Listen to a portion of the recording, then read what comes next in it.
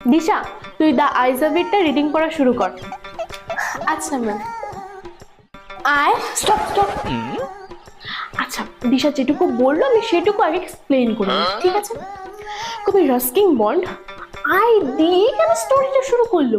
কেন? He she মাই এত কিছু থাকতে আই কেন? কারণ আই মানে কি? আমি। তার মানে কবি বোঝাতে চেয়েছে কবি নিজের কাছে নিজেটা কত বেশি গুরুত্বপূর্ণ, কত বেশি। এই জন্য কবি আই দিয়ে স্টোরিটা শুরু করেছে। বুঝেছো সবাই? Disha, start. I had stop stop. আচ্ছা, আই হ্যাড। আচ্ছা, আই এর পরে হ্যাডটাই কেন? কারণ কবি বুঝতে পেরেছে আয়ের পরে হ্যাডটাই যায়, কবি সেটা ভালোভাবে বুঝতে পেরেছে, তাই আই হ্যাড। मार मार का खोपड़ी तो साले का मार।